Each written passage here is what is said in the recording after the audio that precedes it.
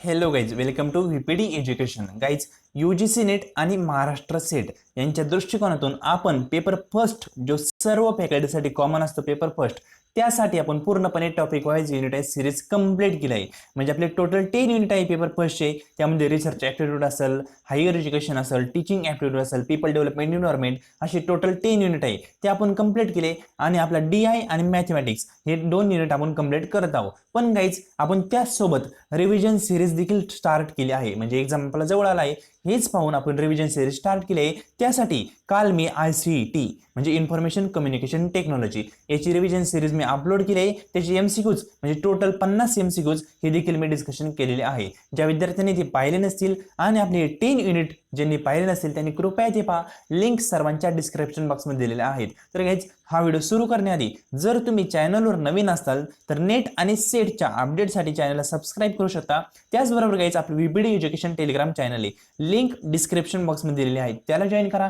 जेणेकरून कुठलंही अपडेट असेल नेट आणि सेटच्या संदर्भात ते तुम्हाला तिथे इमिजिएटली भेटत जाईल, किंवा कुठलीही PDF वगैरे असेल ते तुम्हाला तिथे इमिजिएटली भेटत जाईल. सुरू करूया आजचं लेसन. यामध्ये आपण कंप्लीट रिसर्च ॲप्टिट्यूडचे रिव्हिजन करणार आहोत. म्हणजे पेपर फर्स्ट आहे त्यामध्ये रिसर्च ॲप्टिट्यूड हा जो युनिट आहे तो कम्प्लिटली आपण रिवाइज करण्याचा प्रयत्न करणार आहोत. आता यामध्ये ज्या महत्त्वाच्या कन्सेप्ट आहेत एक्झाममध्ये वारंवार विचारतात त्याच्यावर आपण जास्त भर देणार आहे. तर सुरू करूया लेसन. तर आपण टोटल रिसर्च ॲप्टिट्यूड हा 12 लेसनमध्ये कव्हर केला. म्हणजे ज्या विद्यार्थ्यांनी रिसर्चचा क्रॅश कोर्स पाहिला नसेल त्यांनी कृपया तो पहा. जर टाइम असेल तुमच्याकडे सफिशियंट तर पाहू शकता. 12 लेसनमध्ये पूर्णपणे रिसर्च ॲप्टिट्यूड मी कव्हर केला आहे, पूर्णपणे डिटेल ॲनालिसिसमध्ये. आपण आता फक्त त्या 12 लेसनचा एक ओव्हरव्ह्यू पाहणार आहे. आपण त्यामध्ये रिसर्च ॲप्टिट्यूड याचा क्रॅश कोर्स टाकला. त्यानंतर ऑब्जेक्टिव्ह काय होते आपले क्रॅश कोर्सचे, तर अंडरस्टँड बेसिक कन्सेप्ट आणि रिसर्च संदर्भ सर्व आपला टर्म वगैरे अंडरस्टँड करायच्या. नंतर टार्गेट ऑडियन्स म्हणजे कोणासाठी हा रिसर्च ॲप्टिट्यूड महत्त्वाचा आहे तर तुम्हाला माहित असेल आत्ता जी पेट एक्झाम होणार आहे त्या पेट एक्झामसाठी हा व्हिडिओ महत्त्वाचा आहे. त्याचबरोबर UGC नेट जे विद्यार्थी आहेत त्यांच्यासाठी पण आहे. त्यानंतर MS सेट त्या विद्यार्थ्यांसाठी पण आहे. कॉमर्स, तर कॉमर्समध्ये रिसर्च ॲप्टिट्यूड हा पेपर सेकंडमध्ये देखील टॉपिक महत्त्वाचा आहे. आणि मॅनेजमेंटच्या विद्यार्थ्यांना पण हा टॉपिक महत्त्वाचा आहे. म्हणजे आपले पेपर फर्स्टला तर महत्त्वाचाच आहे, पण त्याचबरोबर कॉमर्स आणि मॅनेजमेंट या देखील विद्यार्थ्यांना महत्त्वाचा हा टॉपिक आहे. तर पाहूया. सर्वात प्रथम आपण बेसिक टर्म्स ऑफ रिसर्च म्हणजे टर्म्स रिसर्च म्हणजे काय, म्हणजे महत्त्वाच्या टर्म्स आहेत. त्या टर्म म्हणजे काय, तर एक शब्द असतो, त्या शब्दाचा तुम्हाला अर्थ माहीत असणं महत्त्वाचं असतं. जर तुम्हाला तो अर्थ कळाला म्हणजे आपण म्हणतो की पायाभरणी रिसर्चचे महत्त्वाच्या कन्सेप्ट आपण पाहणार आहोत. सुरू करूया. तर मी फक्त शॉर्टमध्ये सांगणार आहे, जास्त काही डीपमध्ये सांगणार नाही. फर्स्ट आहे आपला रिसर्च. आता रिसर्च तुम्हाला सांगितलं होतं, रिसर्च हा शब्द 2 शब्दापासून बनलाय. पहिलं म्हणजे आणि नंतर सर्च. म्हणजे एखादी गोष्टी पुन्हा सर्च करणे त्याला म्हणतो आपण रिसर्च. अगेन आणि अगेन म्हणजे एक रिसर्च संपला तिथून दुसरा रिसर्च सुरू होतो त्याला आपण म्हणतो रिसर्च. एक लक्षात ठेवा, रिसर्च एक कंटिन्युअस प्रोसेस आहे, नेव्हर एंड. रिसर्च कधीच संपत नाही हे पण लक्षात ठेवा. आणि रिसर्च कशापासून बनलाय तर आणि पुन्हा सर्च म्हणजे एखादी गोष्ट पुन्हा पुन्हा सर्च करणे त्याला आपण रिसर्च म्हणतो. त्यानंतर क्लासिफिकेशन म्हणजे काय, तर सिस्टमॅटिक अरेंजमेंट करायचं असतं कशाचं, आपल्या फिगरचं, कशामध्ये ग्रुप कॅटेगरी यामध्ये, त्याला आपण म्हणतो क्लासिफिकेशन. त्यानंतर व्हेरिएबल. व्हेरिएबल म्हणजे अशी कुठली गोष्ट ती काय होती, व्हॅरी होती, म्हणजे एका ठिकाणावरून दुसऱ्या ठिकाणी चेंज होऊ शकते त्याला आपण व्हेरिएबल म्हणतो. म्हणजे पहा, a variable research refer to person, place, things or phenomena that you are trying to measure in some वे.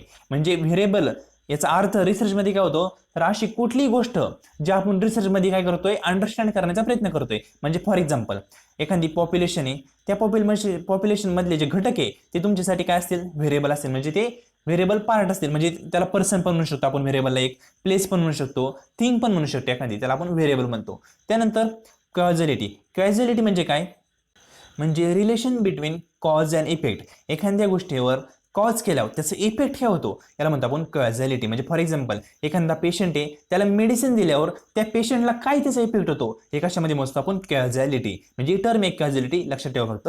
त्यानंतर क्वालिटेटिव्ह डाटा. आता हे पहा, क्वालिटेटिव्ह डाटा म्हणजे काय, जो डाटा आपण फिगरमध्ये मोजू शकत नाही म्हणजे कॅन नॉट. जो डाटा आपण फिगरमध्ये मोजू शकत नाही त्याला क्वालिटेटिव्ह म्हणतो. फॉर एक्झाम्पल तुम्हाला सांगितलं उदाहरण, संदीप महेश्वरीचं तुम्ही काय केलं, एखादं स्पीच ऐकलं आणि ऐकल्यानंतर एखाद्याने तुम्हाला विचारलं की तुम्ही किती मोटिवेट झाले, तुम्ही म्हणता मी खूप मोटिवेट झालो, मी खूप म्हणजे अति मोटिवेट झालो. पण तुम्ही सांगू शकता का मी 10 मोटिवेट झालो, मी 20 मोटिवेट झालो. म्हणजे अशा काही गोष्टी ज्या तुम्ही क्वांटिटी म्हणजे फिगरमध्ये मोजू शकत नाही त्याला म्हणतो आपण क्वालिटेटिव्ह डाटा.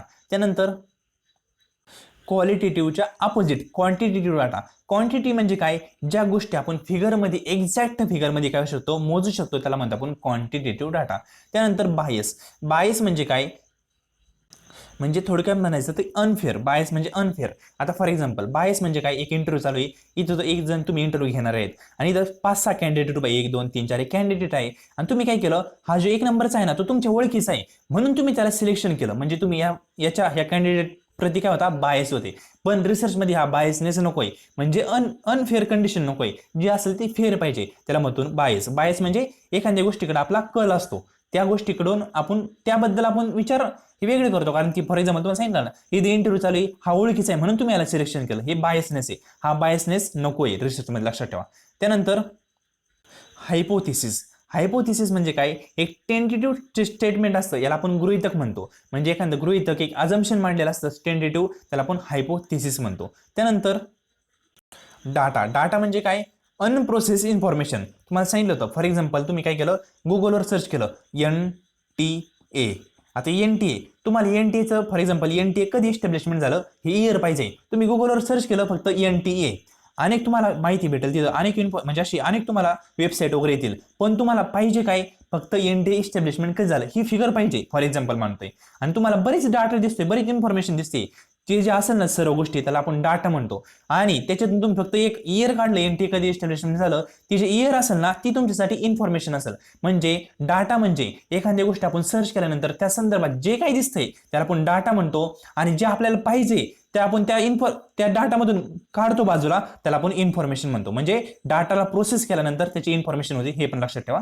त्यानंतर डिस्क्रीट व्हेरिएबल. आता डिस्क्रीट व्हेरिएबल म्हणजे असे व्हेरिएबल जे होल नंबर मध्ये आपण काय करू शकतो मोजू शकतो, म्हणजे 1 2 3 4 हे होल नंबर म्हणजे डिस्क्रीट व्हेरिएबल. आणि आणखी काय असतं, कंटिन्युअस व्हेरिएबल. तर कंटिन्युअस व्हेरिएबल म्हणजे कोणते, 1.5 जे पॉईंट मध्ये असतात, म्हणजे 3.2 किंवा 4.5, म्हणजे जे एक्झॅक्ट फिगर मध्ये नसतात त्याला आपण कंटिन्युअस व्हेरिएबल म्हणतो, आणि जे एक्झॅक्ट फिगर मध्ये असतात त्याला म्हणतो आपण डिस्क्रीट व्हेरिएबल. हे दोन्ही टर्म लक्षात ठेवा. तर हे कंटिन्युअस व्हेरिएबल तुम्हाला आता सांगितलं, जे एक्झॅक्ट फिगरमध्ये नसतात म्हणजे पॉईंटमध्ये फिगर असतात त्याला म्हणतो आपण कंटिन्युअस व्हेरिएबल. त्यानंतर सॅम्पलिंग फ्रेम. सॅम्पलिंग फ्रेम म्हणजे काय, सर्व टार्गेट पॉप्युलेशन. म्हणजे फॉर एक्झाम्पल तुम्हाला एखादा रिसर्च करायचा आहे, त्या रिसर्च संदर्भात जे आपण सॅम्पल गोळा केले ते एक गठ्ठा केले त्याला आपण म्हणतो सॅम्पलिंग फ्रेम, लक्षात ठेवा. त्यानंतर अबस्ट्रॅक्ट. अबस्ट्रॅक्ट म्हणजे काय, एक ब्रीफ ओव्हरव्ह्यू असतो पूर्णपणे रिसर्चचा, त्याला आपण अबस्ट्रॅक्ट म्हणतो, लक्षात ठेवा. त्यानंतर इथनोग्राफी. आता इथनोग्राफी म्हणजे काय, एखाद्या कल्चरचा स्टडी करतो ना आपण त्याला इथनोग्राफी म्हणतो, लक्षात ठेवा. ग्राफी शब्द काय आलाय, ग्राफी. ग्राफी म्हणजे स्टडी ऑफ कल्चर, आणि एपिस्टोमॉलॉजी हे पण लक्षात ठेवा, याचं अपोजिट आहे. एपिस्टोमॉलॉजी म्हणजे काय, लॉजी शब्द आलाय, लॉजी म्हणजे रिलेटेड नॉलेज, म्हणजे एखाद्या नॉलेजचा आपण अभ्यास करतो त्याला काय म्हणतो आपण एपिस्टोमॉलॉजी. आणि जेव्हा आपण एखाद्या कल्चरचा अभ्यास करतो म्हणजे कल्चर, त्याला आपण म्हणतो इथनोग्राफी. हे दोन्ही टर्म लक्षात ठेवा. इथनोग्राफी म्हणजे स्टडी ऑफ कल्चर आणि एपिस्टोमॉलॉजी म्हणजे स्टडी ऑफ नॉलेज.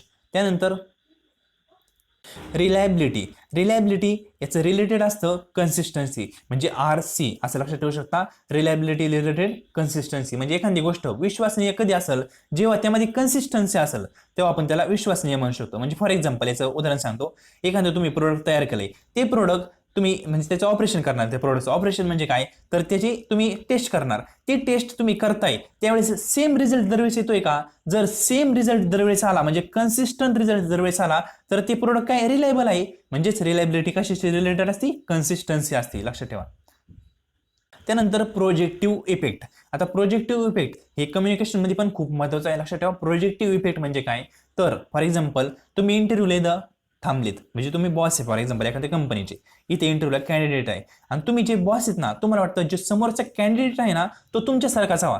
म्हणजे तुम्ही जसे आहेत गोरे आहेत तर तुम्हाला वाटतं समोरचा पण गोराच पाहिजे. तुम्ही जर एज्युकेटेड आहेत खूप तर तुम्हाला वाटतं समोरचा पण तितकाच एज्युकेटेड पाहिजे. म्हणजे काय, तर तुम्ही जसे आहात तसंच समोरचा तुम्ही एक्सपेक्ट करता, त्याला म्हणतो आपण प्रोजेक्टिव्ह इफेक्ट. म्हणजे you on feature expect from other, म्हणजे आपण समोरच्याकडून आपले फीचर ऑन करतो, त्याला म्हणतो आपण प्रोजेक्टिव्ह इफेक्ट, लक्षात ठेवा.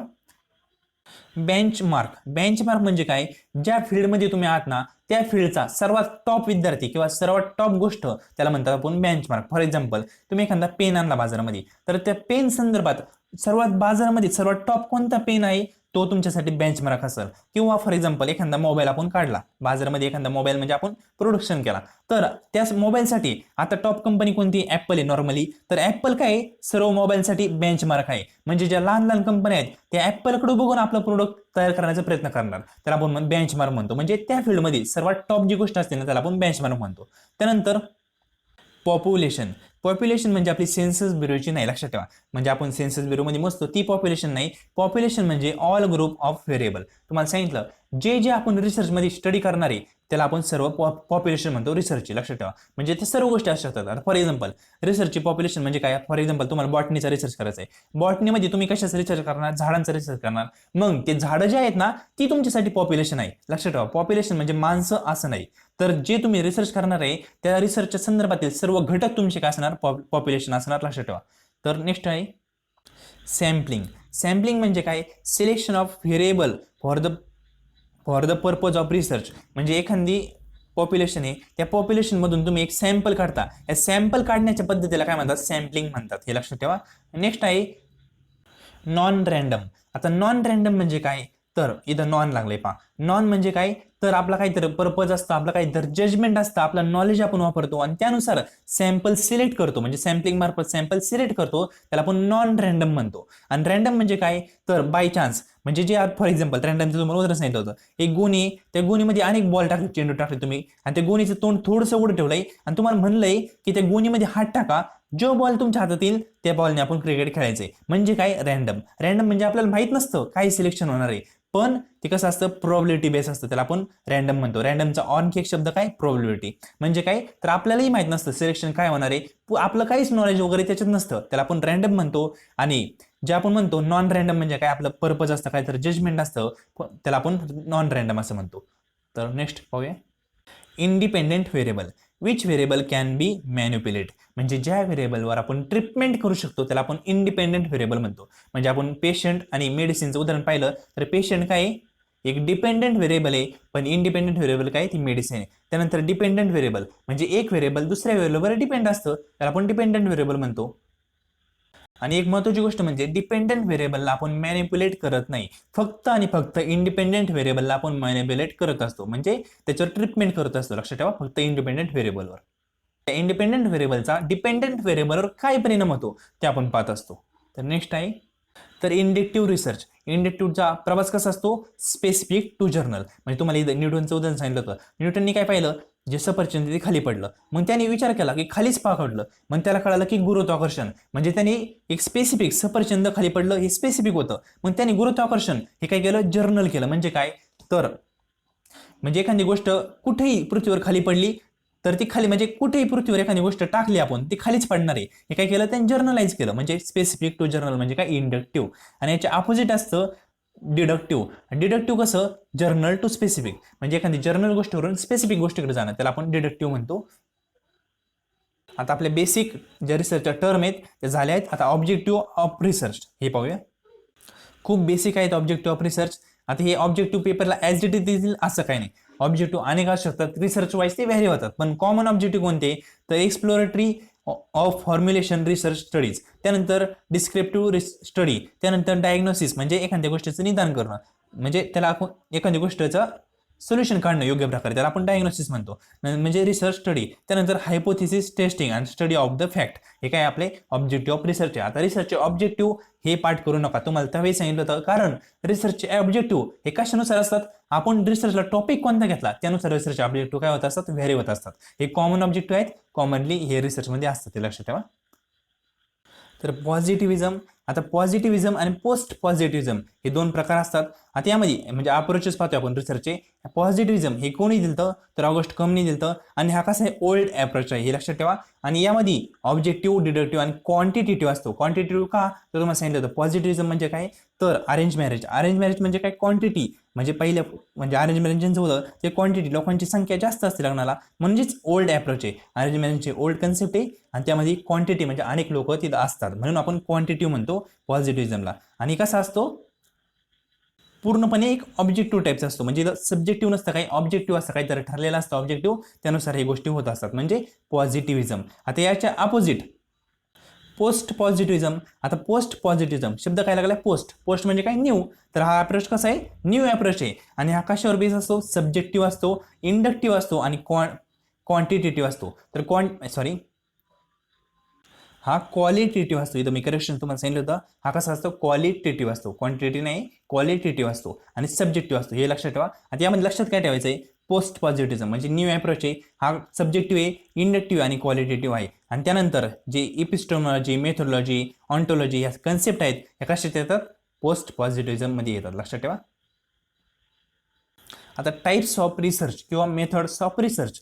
आता मेथड्समध्ये आपलं येतं पहिलं बेसिक रिसर्च. आता बेसिक रिसर्चला आणखी काय म्हणतात, तर फंडामेंटल रिसर्च म्हणतात किंवा प्युअर रिसर्च म्हणतात किंवा कन्सेप्च्युअल रिसर्च असंही म्हणतात. म्हणजे 4 नाव आहे बेसिकचे.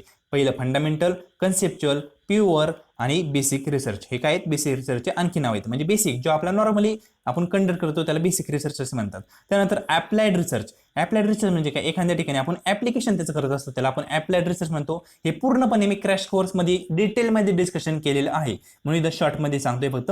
त्यानंतर आहे इंडक्टिव्ह रिसर्च. इंडक्टिव्ह तुम्हाला सांगितलं होतं कसं असतं, स्पेसिफिक टू जर्नल असतं. आणि डिडक्टिव्ह कसं असतं, जर्नल टू स्पेसिफिक, हे लक्षात ठेवा. त्यानंतर आहे फिक्स रिसर्च. आता फिक्स रिसर्च शब्द काय, फिक्स, प्रत्येक गोष्ट फिक्स असणार, कोणती गोष्ट व्हेरी नसणार, म्हणजे व्हेरी होणार नाही, चेंज होणार नाही, त्याला आपण फिक्स रिसर्च म्हणतो. त्यानंतर फ्लेक्झिबल रिसर्च. फिक्सच्या अपोजिट सर्व गोष्टी काय असतात, चेंज होऊ शकतात. नंतर क्वांटिटेटिव्ह रिसर्च. आता क्वांटिटेटिव्ह म्हणजे जी आपण इन क्वांटिटी, फॅक्ट, फिगर मोजू शकतो. आता याचं उदाहरण सांगायचं तर डिडक्टिव्ह रिसर्च. डिडक्टिव्ह रिसर्च हा क्वांटिटेटिव्ह रिसर्च आहे, लक्षात ठेवा. त्यानंतर क्वालिटेटिव्ह रिसर्च. आणि क्वालिटेटिव्ह रिसर्च म्हणजे कोणता, जो आपला इंडक्टिव्ह आहे, न्यूटनचं उदाहरण, तो काय क्वालिटेटिव्ह रिसर्च आहे. म्हणजे याचं काय असतं, तर याच्या फॅक्ट फिगर आपण इन क्वांटिटी म्हणजे मोजू शकत नाही, याला आपण म्हणतो क्वालिटेटिव्ह रिसर्च. ह्याच्या मी पूर्णपणे डिटेलमध्ये सांगितलं आहे क्रॅश कोर्समध्ये, आता फक्त शॉर्टमध्ये सांगतोय म्हणजे तुम्हाला आठवण करून देतो की आपण काय काय पाहिलं. त्यानंतर इनडेप्थ रिसर्च. शब्दातच आहे इनडेप्थ, म्हणजे एखाद्या गोष्टीचा पूर्णपणे डीपमध्ये अभ्यास करणं, त्याला आपण इनडेप्थ रिसर्च म्हणतो. त्यानंतर कन्सेप्च्युअल रिसर्च म्हणजे पूर्णपणे थेरॅटिकल रिसर्च असतो, थिअरी फक्त, त्याच्यापासून आपण थिअरी प्रोड्यूस करू शकतो, त्याला आपण म्हणतो कन्सेप्च्युअल रिसर्च. त्यानंतर आहे इम्पेरिकल रिसर्च. आता इम्पेरिकल म्हणजे काय, अनुभव, म्हणजे तुमच्या एक्सपिरियन्सवर जो रिसर्च चालतो त्याला आपण इम्पेरिकल रिसर्च असे म्हणतो. त्यानंतर मिक्स रिसर्च. मिक्स म्हणजे काय, म्हणजे तिथं आपण इंडक्टिव्ह आणि डिडक्टिव्ह हे दोन्ही रिसर्चचं कॉम्बिनेशन घेणार, त्याला आपण मिक्स रिसर्च म्हणतो. म्हणजे एक किंवा दोन, दोन किंवा त्याच्यापेक्षा अधिक काही रिसर्च आपण एकत्र करतो, त्याला आपण मिक्स रिसर्च म्हणतो. त्यानंतर प्रायमरी रिसर्च, एकदम बेसिक रिसर्च. बेसिक म्हणजे फर्स्ट टाइम आपण प्रायमरी एखादी गोष्ट फर्स्ट टाइम रिसर्च करतोय, त्याला आपण प्रायमरी रिसर्च म्हणतो. आणि यामध्ये जो डाटा वापरला जातो तो कसा असतो, फर्स्ट हँड असतो, म्हणजे सेकंड हँड नसतो. पहिल्यांदा आपण डाटा जनरेट करत असतो, तो प्रायमरी रिसर्चमध्ये येतो. त्यानंतर याच्या अपोजिट सेकंडरी, पूर्णपणे अपोजिट, जिथं डाटा वगैरे ऑलरेडी असतो त्याच्यावरच आपण रिसर्च करत असतो, त्याला आपण सेकंडरी असं म्हणू शकतो. मी शॉर्टमध्ये सांगतो एकदम. कॉझल रिसर्च म्हणजे इथं काय असतं, कॉज, एखाद्या गोष्टीचा कॉज म्हणजे एखाद्या गोष्टीवर कॉज केल्यानंतर त्याचा इफेक्ट काय होतो, याला आपण म्हणतो कॉझल रिसर्च. नंतर हिस्टॉरिकल रिसर्च पूर्णपणे हिस्ट्री बेस्ड असतो, याच्यात आपण अनेक गोष्टी चेंज करू शकत नाही, तर आपण काय म्हणतो हिस्टॉरिकल, म्हणजे पास्ट रिसर्च. एखादी गोष्ट घडल्यानंतर त्या गोष्टीवर रिसर्च केला जातो, त्याला आपण हिस्टॉरिकल रिसर्च म्हणतो. त्यानंतर डायग्नोसिस रिसर्च. डायग्नोसिस म्हणजे काय, तर एखाद्या गोष्टीचं निदान करणे, म्हणजे ती पूर्णपणे मूळतः संपून टाकायची आपल्याला तिचा, म्हणजे डायग्नोसिस म्हणजे काय, साधं सोपं सांगतो. आता तुम्ही डॉक्टरकडे जाता, डॉक्टर म्हणतो तुम्हाला नेमकं प्रॉब्लेम काय, म्हणजे काय आजार वगैरे झाला तर तुम्ही डॉक्टरकडे जाता. डॉक्टर काय करतो, तुमचं डायग्नोसिस करतो, म्हणजे तुम्हाला आजार शोधण्याचा प्रयत्न करतो. आणि तो शोधल्यानंतर तो पूर्णपणे तुमचा संपून टाकण्याचा प्रयत्न करतो, त्याला म्हणजे आपण डायग्नोसिस. आणि त्यालाच जर रिसर्चमध्ये आपण केलं तर डायग्नोसिस रिसर्च असं म्हणू शकतो. त्यानंतर एक्स पोस्ट फॅक्टो रिसर्च. आता एक्स पोस्ट फॅक्टो रिसर्च म्हणजे काय, फॉर एक्झाम्पल एखादी गोष्ट घडली आहे, फॅक्ट घडलाय, त्याच्यानंतर आपण त्याचा रिसर्च करतोय, त्याला आपण एक्स पोस्ट फॅक्टो रिसर्च म्हणतो. त्यानंतर एक्सपेरिमेंटल रिसर्च. एक्सपेरिमेंटल म्हणजे काय, इथे दोन ग्रुप असतात, एक कोणता डिपेंडंट आणि दुसरा इंडिपेंडंट. इंडिपेंडंटला आपण एखादी ट्रीटमेंट दिली, त्याचा डिपेंडंटवर काय परिणाम होतो, त्याला आपण म्हणतो एक्सपेरिमेंटल रिसर्च. म्हणजे ते एक्सपेरिमेंट असतं, मॅनिप्युलेशन वगैरे इथं गोष्टी केल्या जातात. त्यानंतर कोरिलेशन. कोरिलेशन म्हणजे काय, दोन व्हेरिएबलचं रिलेशन, त्या रिलेशनचा आपण J for example x variable आहे, इकडे वाय व्हेरिएबल आहे, ह्या दोन व्हेरिएबलमध्ये काय रिलेशन आहे यांचा जो आपण रिसर्च करतो ना, त्याला आपण साधं सोपं कोरिलेशन असं म्हणतो. त्यानंतर ॲक्शन रिसर्च. ॲक्शन रिसर्च म्हणजे हा UGCचा फेवरेट टॉपिक आहे. ॲक्शन रिसर्च म्हणजे काय, जे लोकल एरियावर केलं जातो. ह्याचे मी काही की टर्म सांगतोय. जे लोकल एरियामध्ये केला जातो, जे स्कूल कॉलेजमध्ये केला जातो आणि जो इमिडिएटली प्रॉब्लेम सोल्युशनसाठी जो रिसर्च केला जातो ना, त्याला आपण ॲक्शन रिसर्च असे म्हणतो. 3 टर्म लक्षात ठेवा. लोकल एरियामध्ये केला जातो, त्यानंतर प्रॉब्लेम इमिडिएट सॉल्व्ह असतो म्हणून तो केला जातो. एक मिनिट. किंवा स्कूल कॉलेजमध्ये जो रिसर्च कंडक्ट केला जातो त्याला ॲक्शन रिसर्च असे म्हणतो. त्यानंतर ॲनालिटिकल रिसर्च म्हणजे एखाद्या गोष्टीचं पूर्णपणे ॲनालिसिस करणे, त्याला आपण ॲनालिटिकल रिसर्च असे म्हणतो. म्हणजे डाटा दिलाय त्याला आपण डाटाचं पूर्ण ॲनालिसिस करणार, त्याला आपण ॲनालिटिकल रिसर्च म्हणतो. म्हणजे डाटा ऑलरेडी गिव्हन असतो, फक्त आपण त्याचं काय करतो, ॲनालिसिस करत असतो. डाटा आपल्याला गोळा करायचा नसतो. त्यानंतर लॉंगिट्यूड रिसर्च. लॉंगिट्यूड म्हणजे काय, तर एकच व्हेरिएबल त्याचा कितीतरी वर्ष आपण अभ्यास करणार, त्याला लॉंगिट्यूडनल रिसर्च म्हणतो. याचं एक उदाहरण सांगितलं तुम्हाला. फॉर एक्झाम्पल, तुम्ही काय करणार, एखादं तुम्हाला कल्चरचा स्टडी करायचा आहे. त्या कल्चरचा स्टडी करण्यासाठी तुम्ही आता फॉर एक्झाम्पल एखादा दिल्ली वगैरे तिकडचा माणूस आहे, त्याला महाराष्ट्रीयन कल्चर शिकायचं आहे. एका दिवसात शिकणं पॉसिबल आहे का, नाही. त्याला 1-2 वर्ष महाराष्ट्रामध्ये राहावं लागेल. तेव्हा आपल्याला काय म्हणतो, लॉंगिट्यूडनल रिसर्च. म्हणजे आणखी एकाचं उदाहरण चांगलं सांगतो तुम्हाला. एखादा मुलगा जन्मलाय, तो मुलगा जन्मल्यापासून त्याचं 20 वर्षापर्यंत काय काय त्याच्यात चेंज होतात याचा आपण स्टडी करतो ना, त्याला लॉंगिट्यूडनल रिसर्च म्हणतो. म्हणजे याच्यात व्हेरिएबल एकच असतं, त्याचा अनेक दिवस आपण अभ्यास करत असतो, त्याला आपण लॉंगिट्यूडनल रिसर्च म्हणतो. त्यानंतर क्रॉस सेक्शनल रिसर्च. आता हे ऑपोजिट. क्रॉस सेक्शनल म्हणजे काय, अनेक व्हेरिएबल आपण घेणार, त्याचा एकाच खंडे अभ्यास करणार, त्याला आपण म्हणतो क्रॉस सेक्शनल रिसर्च. म्हणजे अनेक variable study at the same time, याला आपण क्रॉस सेक्शनल रिसर्च म्हणतो. त्यानंतर प्युअरचं मी तुम्हाला सांगितलं, प्युअरला काय म्हणतात, कन्सेप्च्युअल रिसर्च म्हणतात. त्यानंतर फंडामेंटल पण म्हणतात. म्हणजे असे याचे बरेच आहेत प्युअर रिसर्चचे. म्हणजे आपण रिसर्चचा फर्स्ट टाईप पाहिला होता, हे पहा तुम्हाला दाखवतो. बेसिक रिसर्च, फंडामेंटल रिसर्च आणि प्युअर रिसर्च हे सगळे एकच नाव आहेत. आता आपण प्युअर पर्यंत आलोय. तर आपल्या रिसर्चचे काही टाईप पूर्णपणे संपलेत. आता स्टेप ऑफ रिसर्च, यामध्ये फक्त तुम्हाला स्टेप म्हणजे सिक्वेन्स त्याचा पाठ करायचा आहे, जास्त डीपमध्ये जायचं नाही. तर आपण स्टेप पाहूया. आता स्टेप फक्त तुम्हाला पाठ करायचं आहे. पहिल्यांदा काय स्टेपमध्ये फॉर्म्युलेशन ऑफ रिसर्च प्रॉब्लेम आहे. त्यानंतर आता रिसर्चचा प्रॉब्लेम आपण शोधला म्हणजे फॉर्म्युलेट केला. त्यानंतर प्रिपेअर रिसर्च डिझाईन, त्याचे आपण डिझाईन प्रिपेअर करणार. त्यानंतर डाटा कलेक्शन करणं म्हणजे डाटा कलेक्शनचे टूल आपण पाहणार. नंतर सिलेक्ट सॅम्पलिंग टाईप म्हणजे सॅम्पलिंग आपण कशा प्रकारे करणार, म्हणजे त्यामध्ये प्रोबॅबिलिटी सॅम्पलिंग, नॉन प्रोबॅबिलिटी कोणती मेथड वापरणार. त्यानंतर राईट रिसर्च प्रपोजल. त्यानंतर डाटा कलेक्शन करणार. नंतर त्याला ॲनालिसिस करणार म्हणजे डाटा ॲनालिसिस आपली 7 स्टेप असेल. त्यानंतर आपण काय करणार, रायटिंग करणार रिसर्च रिपोर्ट. आता रिपोर्ट राईट करताना त्यामध्ये पण सिक्वेन्स आहे. पहिले टायटल पेज येणार, नंतर टेबल अँड कंटेक्स्ट येणार, नंतर चॅप्टर येणार, नंतर बिब्लिओग्राफी येणार, नंतर अपेंडिक्स येणार आणि नंतर काय येणार, रेफरन्सेस येणार.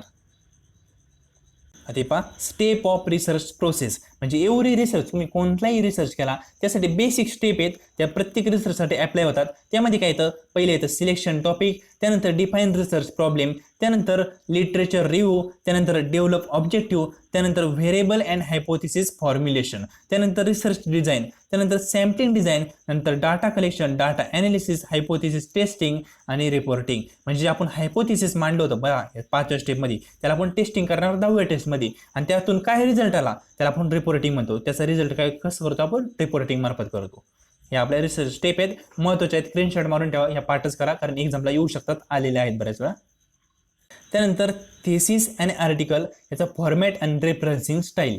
यामध्ये आपण पाहणार की नॉर्मल फॉर्मॅट कसा आहे आपला रेफरन्स द्यायचा.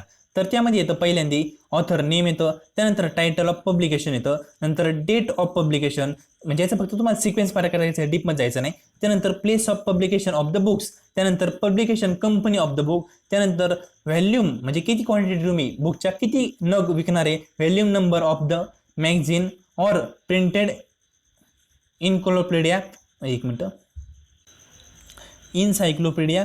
त्यानंतर द पेज ऑफ नंबर्स म्हणजे किती पेज आहेत बुकला ते आपण लास्टला लिहिणार. हा सिक्वेन्स आहे, फक्त रट्टा मारा, पाठ करून ठेवा. आला तर क्वेश्चन सिक्वेन्स असेल, जास्त डीपमध्ये क्वेश्चन येणार नाही. त्यानंतर बिब्लिओग्राफी काय असतं हे तुम्हाला पाठ करायचं आहे. आता बिब्लिओग्राफी याचा साधा सोपा अर्थ सांगतो. तुम्ही एखादा रिसर्च करणार आहे, तो रिसर्च करताना तुम्ही अनेक गोष्टी पाहणार. म्हणजे आता फॉर एक्झाम्पल तुम्हाला रिसर्च करताना बॉटनीचा रिसर्च करताय फॉर एक्झाम्पल. बॉटनी म्हणजे काय, तर तिथं गार्डन वगैरे आपण झाडाझुडपांचा रिसर्च करतोय. तर आपण असं गृहीत करलं की आपण एका झाडाचा रिसर्च करणार आहे. फॉर एक्झाम्पल अशोक नावाचं एक झाड आहे, त्या झाडाचा आपण रिसर्च करणार आहे. तर अशोक नावाच्या झाडाचं रिसर्च करताना आपण अनेक गोष्टी आपल्या हातातून जाणार, म्हणजे ते आपल्या उपयोगी नसतील. आपण फक्त गोष्टी काही काही पाहणार, पण त्या सर्व गोष्टी ज्या आपण पाहतो ना रिसर्च करताना त्याला आपण बिब्लिओग्राफी म्हणतो. आणि ज्या गोष्टी आपण रिसर्च मध्ये वापरल्यात ना त्याला आपण काय म्हणतो, रेफरन्स म्हणतो. हे लक्षात ठेवा. बिब्लिओग्राफी आणि रेफरन्सचा डिफरन्स इतकाच आहे. बिब्लिओग्राफी मध्ये या सर्व गोष्टी येतात ज्या तुम्ही रिसर्चच्या संदर्भात पाहिल्यात, ते वापरले नसल्या तरी तुम्ही बिब्लिओग्राफी मध्ये काय करता, त्यांचा रेफरन्स येतात, म्हणजे ते लिहित असतात बिब्लिओग्राफी मध्ये. आणि रेफरन्स म्हणजे सर्व त्या गोष्टी ज्या रिसर्च मध्ये तुम्ही ऍक्च्युअली वापरले आहेत किंवा त्यांचा उपयोग झाला आहे, त्याला आपण रिसर्चचा काय म्हणतो, रेफरन्स म्हणतो. आणि बिब्लिओग्राफीचं काय सांगितलं, सर्व गोष्टी जे तुम्ही वापरल्या नाही वापरल्या पण त्या रिसर्च करताना कुठेतरी तुम्ही आढळल्या होत्या, त्यांचा थोडासा स्टडी केला होता, त्याला आपण बिब्लिओग्राफी म्हणतो. आणि बिब्लिओग्राफी ही यासाठी दिली जाते, जर फ्युचरमध्ये तुमचा रिसर्च सारखा रिसर्च कोणाला करायचा असेल तर त्याला कळतं नेमकं तुम्ही काय काय केलं. यासाठी काय असतं, बिब्लिओग्राफी दिली जाते. आता नेक्स्ट आहे वेबलोग्राफी. ही वेबसाईट संदर्भात, म्हणजे तुम्ही सगळ्या वेबच्या इथं संदर्भात असं रेफरन्स मी आता सांगितलं, जे काय तुम्ही रिसर्चमध्ये यूज केलंय त्याला आपण रेफरन्स असं म्हणतो. त्यानंतर स्टाईल. आता स्टाईल एक महत्त्वाची आहे, याचं तुम्हाला काय करायचं आहे, फक्त फॉर्मॅट लक्षात ठेवायचं आहे. यामध्ये 3 स्टाईल आहेत. पहिलं APA, नंतर MLA, नंतर CMS. आता APA म्हणजे काय, अमेरिकन सायकोलॉजिकल असोसिएशन. याची मी तुम्हाला ट्रिक सांगितली होती, त्या ट्रिकनुसार तुम्ही पाठ करू शकता. मी आता काय ट्रिक सांगणार नाही, फक्त तुम्हाला पाठ काय करायचं ते सांगतो. हे फक्त सिक्वेन्स पाठ करायचा, म्हणजे लास्ट नेम, नंतर स्वल्पविराम आहे, नंतर फर्स्ट नेम, नंतर डॉट आहे, नंतर इयर कंसात आहे, नंतर पुन्हा डॉट आहे, नंतर बुक टायटल, नंतर पुन्हा डॉट आहे, नंतर प्लेस, नंतर पब्लिकेशन. याचं एक्झाम्पल मी दिलेलं आहे, तुम्ही व्हिडिओ पॉज करून कशा प्रकारे येतं ते लक्षात ठेवा. आता हे जे आहे ना डॉट स्वल्पविराम, हे ॲज इट इज झालं पाहिजे, चेंज झालं नाही पाहिजे. लक्षात ठेवा. तुम्हाला येईल की APA म्हणजे अमेरिकन सायकोलॉजिकल असोसिएशन, याचा योग्य पर्याय ओळखा. मग तुम्हाला योग्य पर्याय हा ओळखावा लागतो, म्हणजे फक्त ऑप्शनमधून निवडावं लागतं. मग त्या ऑप्शनमध्ये चेंजेस काय करतात, इथं स्वल्पविराम आहे तर इथं डॉट डिटेल. मग तुम्हाला योग्य ते ओळखावं लागतं. योग्य काय, हे हा सिक्वेन्स आणि हा जो रेफरन्सचा आपला फॉर्मॅट आहे तुम्ही पाठ करा. नंतर आहे सेकंड आपलं मॉडर्न लँग्वेज असोसिएशन, ते पाहूया. आता यामध्ये पण तुम्हाला काय करायचं आहे, फॉर्मॅट लक्षात ठेवायचं आहे. पहिलं लास्ट नेम, नंतर स्वल्पविराम, नंतर फर्स्ट नेम, नंतर इथं डॉट, नंतर बुक नेम, त्यानंतर परत dot, place, double dot, publication, स्वल्पविराम आणि इयर, नंतर पुन्हा डॉट. याचं एक एक्झाम्पल मी दिलेलं आहे, तुम्ही वाचून घेऊ शकता. व्हिडिओ तर स्टॉप करा आणि वाचून घ्या. आणि लास्ट आहे CMS म्हणजे शिकागो मॅन्युअल स्टाईल. आता यामध्ये पण याचा एक फॉर्मॅट आहे, लास्ट नेम, पुन्हा स्वल्पविराम, फर्स्ट नेम, नंतर टायटल, म्हणजे इथं स्वल्पविराम, सॉरी एक मिनटं पुन्हा सांगतो. लास्ट नेम, नंतर स्वल्पविराम, नंतर फर्स्ट नेम, त्यानंतर डॉट, नंतर टायटल ऑफ वर्क, नंतर पुन्हा डॉट, नंतर प्लेस, नंतर डबल डॉट, पब्लिकेशन, इथं स्वल्पविराम आहे, नंतर डेट, डेट नंतर पुन्हा काय डॉट. आता याचं एक्झाम्पल मी इथं लिहिलेलं आहे, तुम्ही एक्झाम्पल पाहू शकता. तर गाईज आजच्या पार्टमध्ये इतकंच बाद झालं. उद्या आणखी रिसर्च ॲक्टिव्हिटीचा मी पार्ट अपलोड करेल, त्यामध्ये बाकीचे सर्व कन्सेप्ट, सर्व काही गोष्टी राहिलेल्या आहेत त्या आपण डिस्कशन करूया. म्हणजे भरपूर काय राहिलं आहे. आता एका टॉपिकमध्ये म्हणजे एका व्हिडिओमध्ये सगळं काय पॉसिबल नाही. आपण उद्या या सर्व गोष्टी पाहूया.